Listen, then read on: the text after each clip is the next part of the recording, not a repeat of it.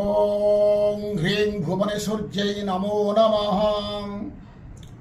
आपणक कन्यार विभागर हो पारुना कि शीघ्र विभागर हवा पाई गोटे सरल प्रयोग करंतु।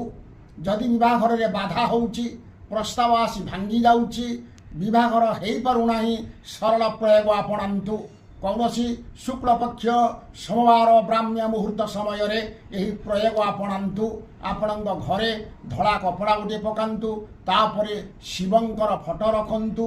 पंचामृत गंगाजल फूल बिल्वपत्र चंदन सिंदूर एवं फलमूल भोग रखि सारिला परे कन्या द्वारा संकल्प करंतु शीघ्र विभागर हवा पाई। संकल्प कर सारिला परे शिवंकर षोडशोपचार पूजा करंतु।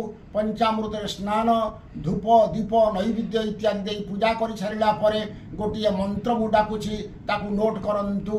ओं त्रयंबकं जजामये सुगंधि पतिवेदनं उर्वारुकमिय बंधनात् मृत्यु मुक्ष्यमामृता। यही मंत्र को 108 थर प्रतिदिन जप करिवे। कन्या निजे यही मंत्र जप करिवो।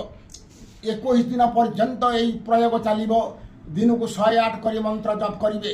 शेष दिन 21 दिन पुरिला दिन शिव मंदिर रे गोटे रुद्राभिषेक करिवे। होम करिवे तर्पण मार्जन ब्राह्मण भोजन करिवे। ब्राह्मण को दक्षिणा देवे। यही सरल प्रयोग विधान रही अछि। निश्चित विभागर होई जीव कन्यार यही शास्त्र सम्मत रहुछि। नमस्कार। जय जगन्नाथ। जय मां कामाख्या।